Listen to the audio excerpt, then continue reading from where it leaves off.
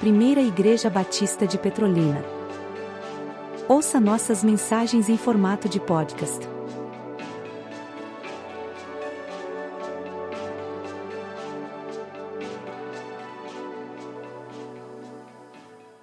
A graça e paz do nosso Senhor Jesus. Muito bom estar aqui com os irmãos para a gente falar sobre esse tema da família, trazendo uma mensagem. Minha família firmada na rocha é o nosso tema, o texto que a gente vai trabalhar hoje. E Deus tem falado comigo, e eu já compartilhei inclusive com a liderança da Rede Jovem em outro momento que nós tivemos. E eu queria trazer, antes da gente ler o texto, alguns dados sobre a nossa família, a família brasileira. De acordo com o IBGE, em 2022, nós tivemos 420 mil separações. Esse número é o maior número desde que foi começado a medir lá em 2007 pelo IBGE. Isso significa, irmãos, que a cada 2 casamentos nós temos um divórcio. Se a gente pegar ali o número de 2010, nós tínhamos um divórcio a cada 4 casamentos. Em 2022 também, de acordo com o IBGE, nós tivemos mais de 164 mil crianças que foram registradas sem o nome do pai, que não tiveram o nome do seu pai na sua certidão de nascimento. E eu percebo, e nessa minha reflexão, de que um dos grandes fatores da desestruturação da nossa família é o ego, é o nosso orgulho. E eu estava lendo o livro do Keller, que chama Ego Transformado, e o Keller traz algumas definições de ego, e algumas ideias, algumas características do ego. Ele fala que o ego, ele é vazio, que o ego é dolorido, que o ego é atarefado e é frágil. Eu achei muito interessante porque ele fala que é vazio, porque o ego está o tempo todo tentando colocar algo no lugar de Deus, ocupar esse espaço, fazer com que isso ocupe o lugar de Deus. E a gente sabe que nada pode ocupar o lugar de Deus na nossa vida. Ele fala que o ego é dolorido por quase sempre doer, porque ele usa analogia com os dedos dos nossos pés. Ninguém aqui está lembrando do seu dedinho do pé, tá? A não ser que ele esteja com um dolorido, esteja com um machucado, ou agora que eu falei, vocês vão lembrar e vão sentir aí dentro do sapato de vocês o dedo do pé. E ele fala que é semelhante o ego vive chamando a atenção para si, porque ele está irritado, ele está inflamado, ele vive dolorido, ele se sente porque ele tem essa condição. Assim como o dedinho, a gente ia lembrar dele se ele tivesse dolorido. Ele diz que o ego é atarefado, faz tudo para ser notado. A gente está sempre buscando isso, é incansável em comparação. Vive se comparando com outras pessoas. E aí ele cita os partidários de Paulo, lembram lá em Coríntios, falando, eu sou de Paulo, eu sou de Apolo. Eles usavam esse relacionamento com o apóstolo para se diferenciar, para se sentirem mais nobres, mais importantes do que os outros. E o C.S. Lewis diz o seguinte, no seu livro Cristianismo Puro e Simples, ele fala, o orgulho não se satisfaz em ter uma coisa, mas em tê-la em quantidade maior do que os outros. Ou seja, dizemos que as pessoas se orgulham de ser ricas, espertas ou bonitas, mas isso não é verdade. Elas têm orgulho de serem mais ricas do que o outro, mais espertas do que o outro, mais bonitas do que o outro. Se todo mundo fosse rico, se todo mundo fosse inteligente do mesmo jeito, não existiria motivo de orgulho, Tim Keller diz. Então o ego está atarefado em se comparar. E ele é frágil, porque ele diz que a qualquer momento ele está a ponto de estourar. De uma perspectiva bíblica, o ego pode ser visto como eu, dominado pelo pecado, pelo orgulho e pela independência de Deus. Quanto mais nos afastamos de Deus, quanto mais ignoramos os seus ensinamentos, mais tornamos esse ego maior nas nossas vidas. E aí, como combater isso? Eu queria convidar os irmãos a abrirem em Filipenses 2, e a gente vai fazer uma caminhada ao longo de alguns versículos. Filipenses, no capítulo 2, nos versículos de 1 a 4. Filipenses 2, de 1 a 4 é o primeiro trecho que a gente vai ler. E diz assim, se por estarmos em Cristo, nós temos alguma motivação, alguma exortação de amor, alguma comunhão no Espírito, alguma profunda afeição e compaixão, completem a minha alegria, tendo o mesmo modo de pensar, o mesmo amor, um só Espírito e uma só atitude. Nada façam por ambição egoísta ou por vaidade, mas, humildemente, considerem os outros superiores a si mesmos. Cada um cuide não somente dos seus interesses, mas também dos interesses dos outros. E aqui é interessante um rápido contexto, porque a igreja em Filipos foi a primeira comunidade cristã fundada por Paulo na Europa. E ele tinha um carinho especial, a gente percebe isso ao longo da carta. Era uma região importante, Filipos, ali na Macedônia, hoje faz parte da Grécia, e ela se tornou uma colônia romana. Isso dava algumas prerrogativas, alguns direitos àqueles cidadãos ali, diferenciados, alguns privilégios que essa cidadania romana trazia. E ela era fortemente influenciada pela cultura e pela lei ali do Império Romano. E a gente vai ver ao longo da carta também algumas coisas que vinham acontecendo ali, algumas divisões, algumas intrigas, que aí tinham os ensinos que estavam contrários também dos cristãos judaizantes ali. E a gente vê o texto lá de Evódia e Sintique, aquelas duas mulheres que tinham também disputas naquela igreja. E de semelhante modo, a gente vê em outras cartas também do apóstolo Paulo, como em Coríntios, como eu mencionei agora, o problema que havia ali dos simpatizantes de Paulo e dos simpatizantes de Apolo. Bom, o que é que isso quer dizer para nós? Os conflitos existem, eles vão existir. Existiam lá em Filipos, existiam em Coríntios, existem hoje entre nós, na nossa vida, na nossa família. Na convivência familiar, o ego pode ser um grande obstáculo para que a gente resolva os conflitos, para que haja perdão, para que haja compreensão mútua. Quando a gente olha essa reflexão de Paulo, ele está chamando a atenção para que, quando a gente lê o texto, a gente percebe que naturalmente a gente tem essa tendência de olhar primeiro para os nossos próprios interesses. Isso é fato. Eu vou fazer um experimento social com os irmãos rapidamente. Quando a gente tira uma foto, qual é a primeira pessoa que a gente olha na foto para ver se ficou boa? Alguém aqui olha para outra pessoa e diz: ei, apaga essa foto que fulano não ficou legal. Quem olha? Geralmente a gente olha para a nossa própria imagem, para o nosso próprio rosto na foto. É verdade, irmão? Estou mentindo? Estou mentindo? Não, né? Ah, que bom. Então é isso é um exemplo de que a gente está mais focado, muito mais, e isso num nível automático a gente nem percebe que a gente faz isso. Eita, apaga porque eu fiquei com o olho fechado. Apaga que eu fiquei feio. Tira outra aí que eu não saí na foto. E Paulo nos alerta, e aí é um comentário da Bíblia de estudo NAA que diz que o segredo é pegar esse mesmo nível de preocupação, essa mesma preocupação de olhar a foto, ver se tem um caroço de feijão manchando o dente do irmão, que a gente olharia para nós e aplicar com o outro, de ter esse cuidado com o outro. Não é isso que o texto nos diz, meus irmãos? Ele diz o seguinte: cada um cuide não somente dos seus interesses, mas também dos interesses dos outros. Imaginem agora se nós aplicássemos isso nas nossas relações familiares, na nossa casa, na nossa família.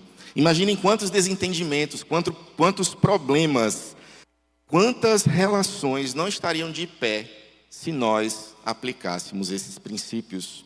E eu vou ampliar aqui. Romanos 12, no verso 3, diz o seguinte: não pense de si mesmo além do que convém. E no verso 16 do mesmo capítulo diz: tenham o mesmo modo de pensar de um para com os outros. Em vez de serem orgulhosos, sejam solidários com os humildes. Não sejam sábios aos seus próprios olhos. Não sejam sábios aos seus próprios olhos. Vou dar outro exemplo. Motorista. Motorista nunca acha que o outro motorista sabe dirigir. Só ele que sabe dirigir. Se bem que o pastor Gilead uma vez me deu o carro para eu dirigir. Ele confiou. Obrigado, pastor. Tendo o mesmo modo de pensar, o mesmo amor, um só espírito e uma só atitude. E eu queria chamar a atenção para esse elemento aqui. Tendo o mesmo modo de pensar. Não significa que a gente vai concordar em tudo. Não significa que a gente vai aceitar tudo que o outro faz ou que ele fala. Mas que a nossa base, que o princípio, ele é o mesmo. Que no momento que a gente se desentender, que a confusão aparecer, a gente vai ter a mesma regra como base para diluir aquele problema, para tratar aquele problema. Precisamos entender qual é a nossa base, quais são os princípios que serão utilizados quando as divergências surgirem, porque elas vão surgir. Não podemos achar que a vida vai ser sempre um mar de rosas, uma estrutura, uma linha reta, as lutas elas aparecem, elas vêm. E esse princípio nos diz que a gente deve considerar os outros superiores, deve olhar para os interesses do outro, entendendo que não deve haver competição, irmãos, dentro da família. Nós somos uma equipe, precisamos nos unir, precisamos viver de forma a que essa estrutura, que essa organização, ela funcione. É um jogo de frescobol, não é um jogo de tênis. Alguém já jogou frescobol aqui? O frescobol, você tem duas raquetezinhas, o pessoal usa muito na praia. E o objetivo do frescobol é manter a bola no ar o maior tempo possível. Para isso, eu não posso fazer igual no tênis, que eu dou uma raquetada aqui para o outro se virar para pegar. Não, eu tenho que dar a bola arrumadinha para ele ter condições de buscar aquela bola e me devolver. E a brincadeira se torna mais legal quando a gente mantém a bola muito tempo no ar. O nosso casamento, as nossas relações, elas devem ser uma relação tipo um jogo de frescobol. Eu ajeito, amacio a bola para que o meu cônjuge ele possa dominá-la e voltar para mim também de uma forma prática e legal que eu consiga pegar e devolver de volta. No tênis não, eu vou atacar, eu quero fazer o ponto, eu quero que o outro não pegue a bola. Jovens, meus queridos, a escolha dos cônjuges de vocês é uma das decisões mais importantes da vida que vocês vão tomar. Vocês vão escolher. Vocês querem passar a vida jogando tênis, correndo de um lado para o outro da quadra, atrás de pegar a bolinha, o outro lá torcendo que você caia, que você erre, ou você quer passar a vida num gostoso, num maravilhoso joguinho ali de frescobol, jogando a bola, um cuidando do outro, para que a bola não caia. Mas não só busquem, né? Mas também se tornem esse parceiro, se tornem alguém que vai formar uma família saudável. A igreja de Filipos deveria estar unida em pensamento, em amor, em humildade e buscando os próprios interesses. Desculpa, ninguém falou misericórdia, né? Buscando os interesses dos outros.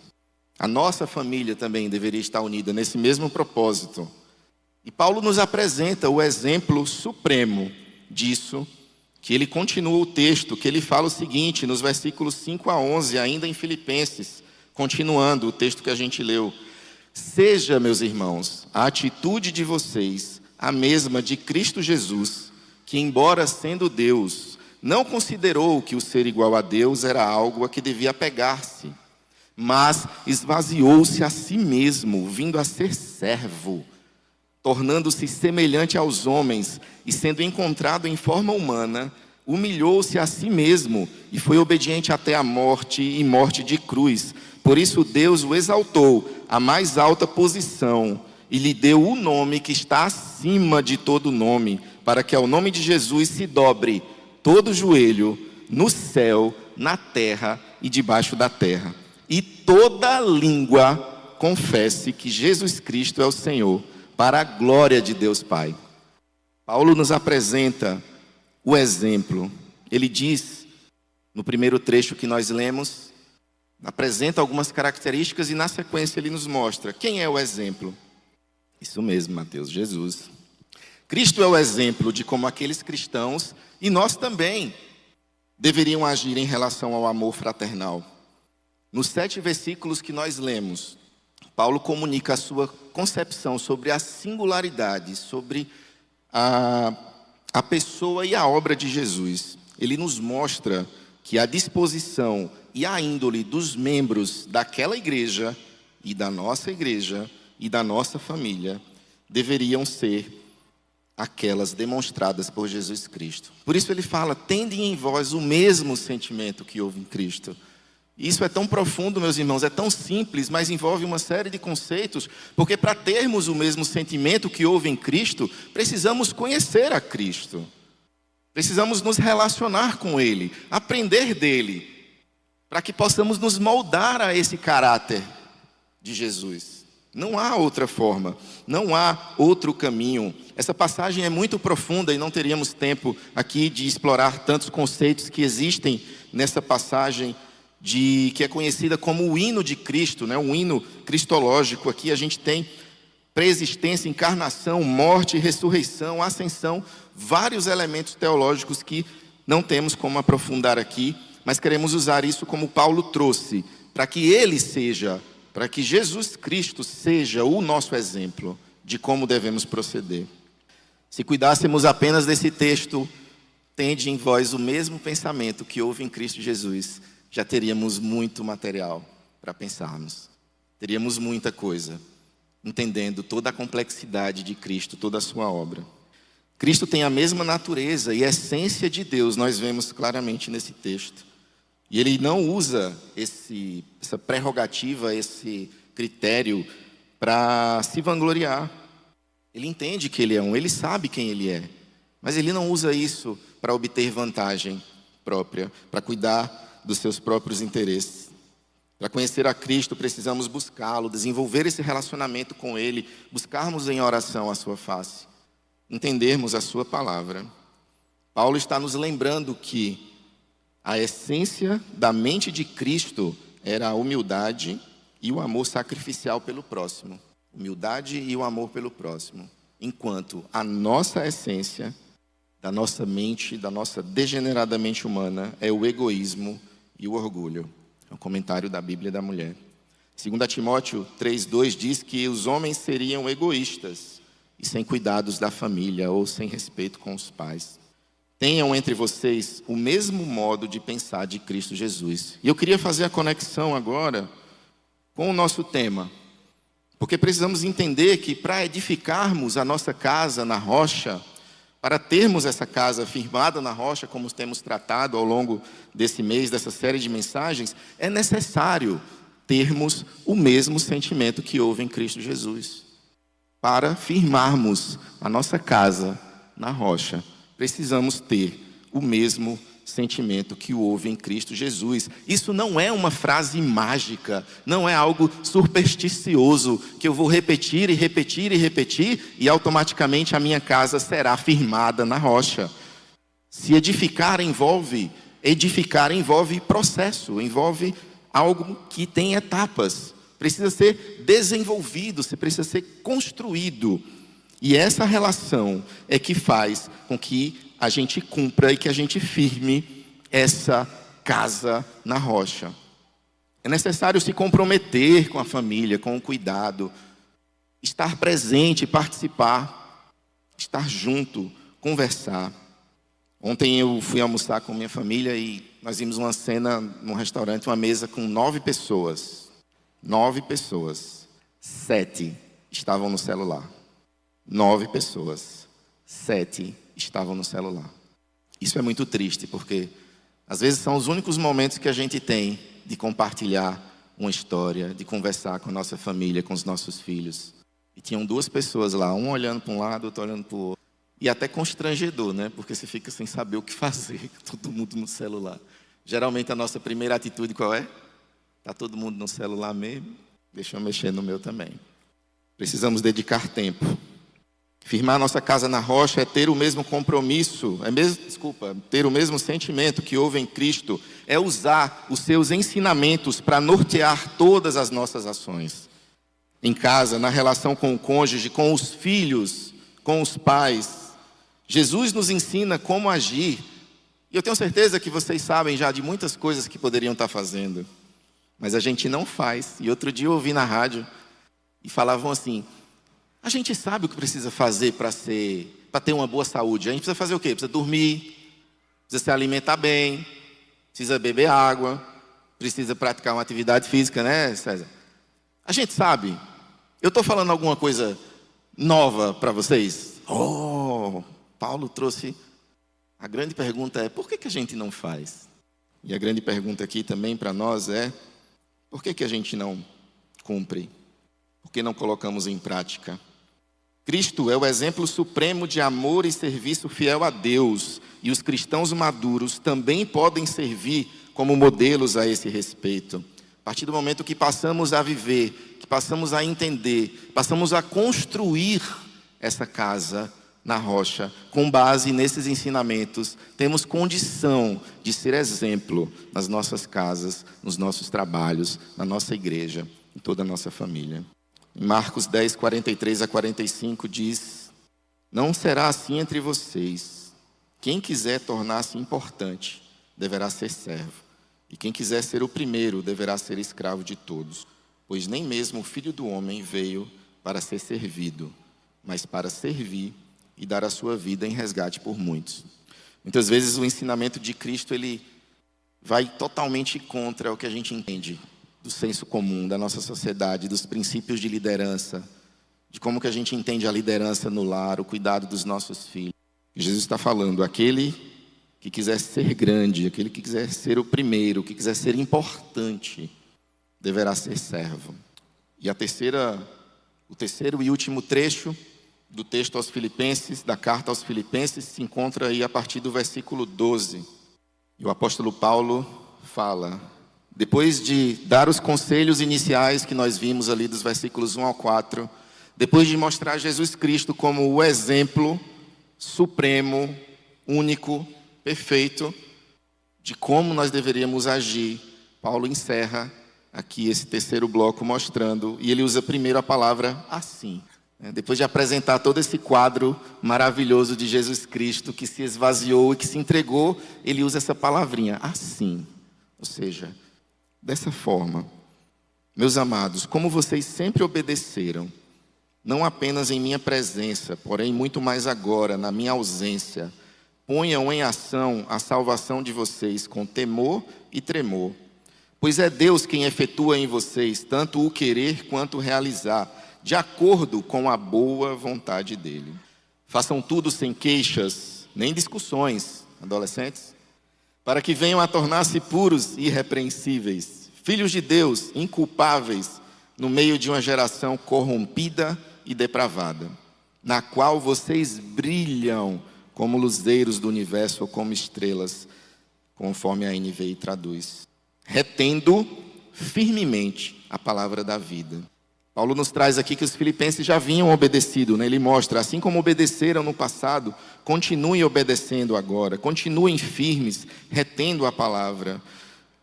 O apóstolo lembra também que devem descansar em Deus, que talvez em algum momento da nossa reflexão, você tenha se sentido com dificuldade e achando, eu já tentei, eu já fiz, eu já busquei, eu já tentei várias formas e não estou conseguindo solucionar isso. E Paulo traz um alívio aqui para os filipenses, lembrando eles que é Deus quem efetua o querer quanto o realizar. Tanto o querer provém do Senhor e o realizar também.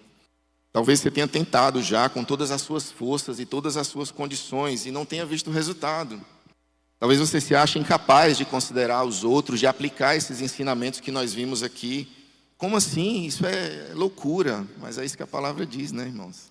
Sabedoria de Deus é loucura para os homens. Mas você está certo mesmo, nós não temos essa capacidade por nós, sozinhos, de fazer isso. É Deus quem efetua. Não é por mérito nosso, mas pelos méritos de Cristo, que nos regenerou.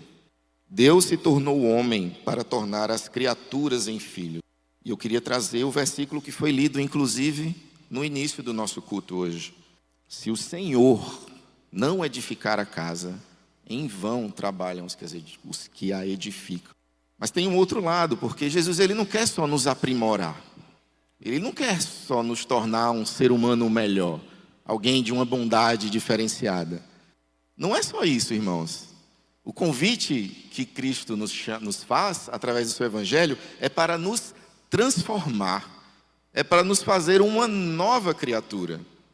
É a regeneração, é o nascer de novo.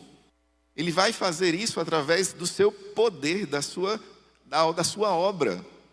Ele nos regenera, Ele nos faz trazer isso à tona. Não é pelo nosso esforço, não é pelo nosso conhecimento. Não se trata de um mero aprimoramento moral ou de tornar você uma pessoa boa. Não, é nascer de novo. Necessário vos é nascer de novo. E embora a gente aplique a parábola da casa edificada sobre a rocha como a família, especificamente ela não se refere à família em si. Quando a gente olha aqui, ele está falando que aquele que ouve estas minhas palavras e as pratica será comparado a um homem que construiu a sua casa sobre a rocha. E a gente tem que entender que a casa do Espírito Santo somos nós somos o templo do Espírito Santo, nós somos a moradia do Espírito Santo. Então, quando está falando aqui de ouvir a palavra e construir a palavra, está falando da nossa vida também, irmãos, de construir a nossa vida. Não existe família firmada na rocha sem homens e mulheres, sem crianças, jovens e adolescentes que se submetem à palavra de Deus. Não existe. Para que essa família esteja firmada na rocha, nós, como casa, nós, como praticantes da palavra, precisamos estar firmados. Ter o mesmo modo de pensar de Cristo nos dá segurança, independente da geração a qual pertencemos. Já finalizando, o apóstolo Paulo fala no versículo 15, para que venham a tornar-se puros e irrepreensíveis, filhos de Deus inculpáveis no meio de uma geração corrompida. Temos muitas gerações hoje, né? Eu até perdi a conta, eu nem sei mais qual é a geração X, geração Y, geração Z, Alfa, os Baby Boomer, tem um monte de geração, eu nem sei mais citar quais são as gerações. Mas uma coisa eu sei, o chamado de Jesus é independente da geração que você faça parte. Independente da geração. Se você é A, B, C, D, Z, Y, Z, gama, o fundamento está na palavra de Deus. O fundamento está em Cristo. Porque nele não há transformação. Ele é o mesmo ontem, ele é o mesmo hoje e será eternamente. Quando falo aqui de luzeiros, de estrelas, eu penso num conselho que eu recebi ainda também no meu curso de noivos, que dizia assim, que vocês sejam uma família farol, que vocês sirvam de farol, não farol do carro que ofusca, né, as pessoas, mas aquele farol lá que orienta as embarcações, que ajuda as embarcações a encontrarem o porto, a encontrarem referência. E é isso que esse texto nos diz também, sejam referência, sejam diferentes, no meio dessa geração corrupta e corrompida. Porque se não fizermos isso, meus irmãos, vai acontecer com a nossa geração aquilo que aconteceu com a geração depois de Josué. E eu queria ler esse texto para a gente finalizar e seguir para a conclusão. Juízes 2 diz o seguinte, a partir do verso 7. O povo prestou culto ao Senhor durante toda a vida de Josué e dos líderes que continuaram vivos depois de Josué, e que tinham visto todos os grandes feitos que o Senhor realizara em favor de Israel. Eles viram tudo, toda aquela jornada que aconteceu com eles.